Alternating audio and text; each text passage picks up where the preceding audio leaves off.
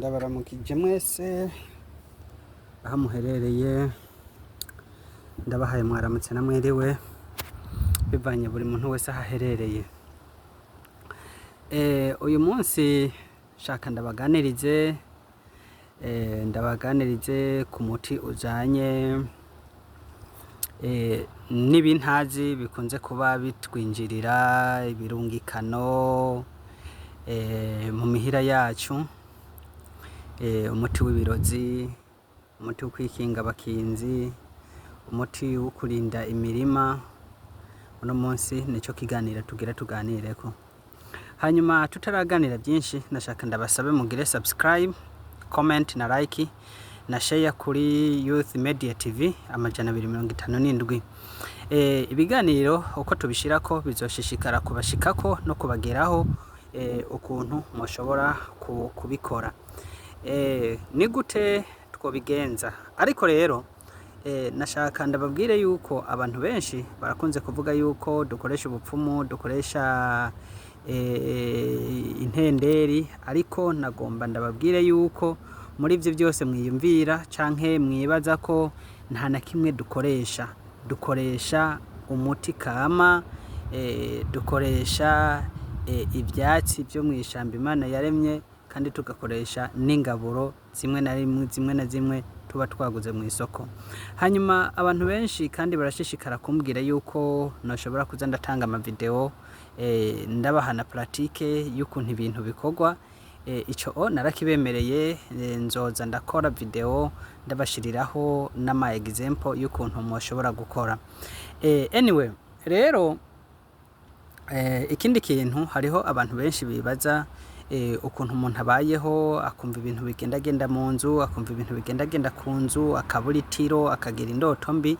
Ivyo kenshi birakunze kuba biterwa n'ibintu dufate vy'akaronda, bigaterwa n'ibintu tuba twaratambutse atari two twabiteze, bigaterwa n'ibintu byinshi bitandukanye. Ariko iciza nuko nzoza ndabashitsa ndabagezaho ibiganiro bitandukanye by'ukuntu umuntu ashobora kuza arivura akoresheje ibimera atabupfumu agiyemwo. Rero ubuvuzi bwacu ntabwo ari ubufyitirizi na gato, ahubwo n'ubuvuzi kama kandi bwemewe n'amategeko ku muntu wese akoresheje umuti yizeye. Ni ikintu gishobora gukora kigatanga na resultat mu mwanya muto cyane. Ico kintu nama ndakibwira abantu, nkababwira nti wewe koresha ikintu wizeye, uvuga uti jewe iki kintu ndagikoresheje kandi ndagikoresheje nizeye, kandi ndizeye yuko kizoshoboka kandi kizokora ku ntego nzoba nifitiye. Rero muri kano kanya navuze yuko ndabarangire umuti wo gushobora gukinga abarozi canke abakinzi canke bajya abantu bashobora kuza kwaburwa mu mirima. Ibirozi byose uwo muti uwukoresheje birasendwa mu izina rya Yesu Kristo. Rero ukuntu dushobora kubikora sukundi, canke ico dushobora kubikoresha ntabwo ari ikindi kintu. N'igiki dushobora kurondera? Jewe sindakurangira ibintu byinshi cyane, ndagutuma ugende undonderere umuzi w'igiti bita urucaruza. Hariho abavyita urucaruza, abandi urucaruzo, abandi urutengwa, bivana n'intara umuntu avamwo. Mu Giswahili bagwita mbazi. Rero uwo muzi w'urutengwa canke wa mbazi canke w'urucaruzo canke urucaruza, umaze kuwuronka bica bisabwa yuko uca ugerageza kuwukoresha ugukurikira. Uwo muzi urakora ibintu bikomeye gose. Tureka umuzi, urutengwa canke urucaruzo rukora ibintu byinshi cyane, amababi, imizi n'incaruzo zonyene bijya bimeze nk'ibiharagi, umuntu arabihingura, n'umuti wa estoma. rero ni ibintu byinshi gose rero umaze kuronka uwo muzi bisabwa yuko ugenda kuwusoroma ubusorome wizeye yuko ivyo ugiye gukora vyose ari ibintu bizokugirira akamaro kanini gose. Rero kandi urucaruzo ni ikintu mwese mwari mukwiye kuza muririnda kuza dufashe nk'abantu b'abagabo ubona aciye ku nzira ukabona arahagaze arasovye igiti c'urucaruzo canke igiti c'umunyari canke ibijya biziba ajya amazi atega mwibarabara ajya n'amazi yarakwiye kwirindwa rwose kuba wosoba ko wohagarara ko ugasoba ko kuko ajya si meza canke igiti c'urucaruzo ni igiti gikora ibintu bikomeye rwose nuko abantu benshi mutabizi.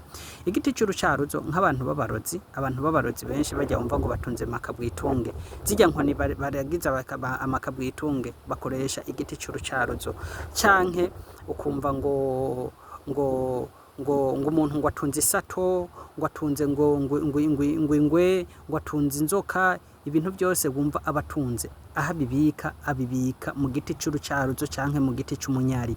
Umunyari ni igiti gikomeye gose kandi kibi abantu nubwo musanzwe mutabizi.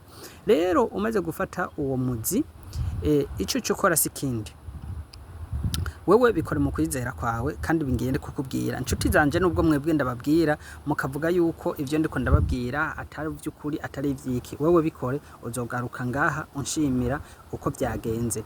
Wewe umaze gufata uwo muzi uzofate usorome nubwo usoroma nk'imizi ibiri hanyuma uco fata uhimbagure ubugegene bubiri ntugire bunini bubiri fata ubugegene 8 hanyuma uce wongera ugegene n'akagegene kamwe.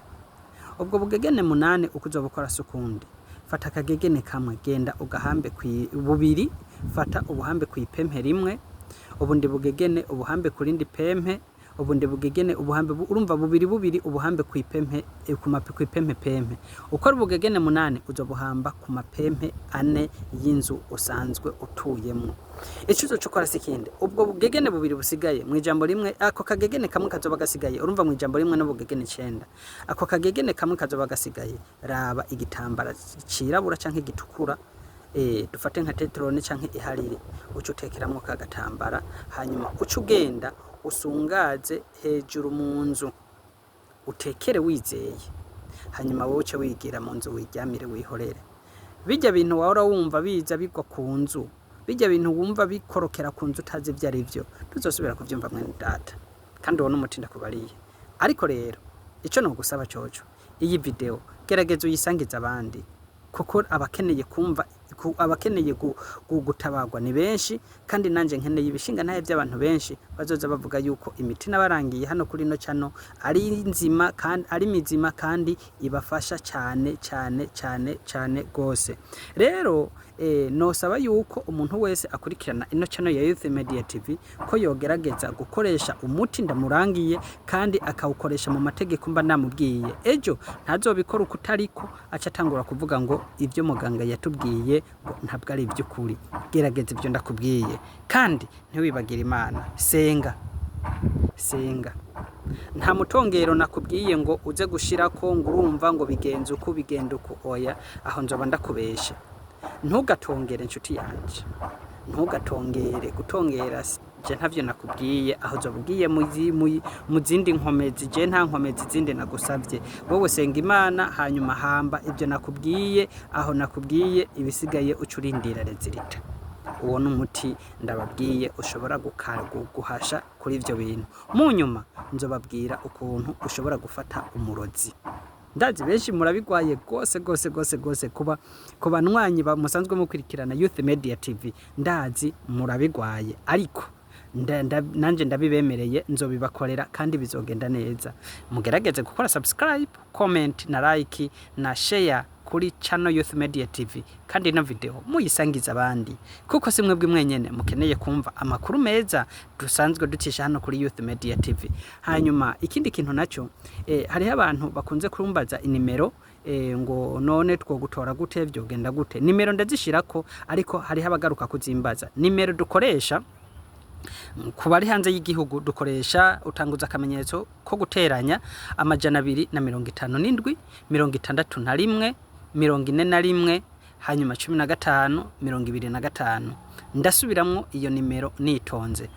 Tanguza agasaraba ko guteranya 60, hanyuma tanguza akamenyetso ko gutangura hanyuma uce utanguza kode y'igihugu 257, hanyuma 61 41 15 25.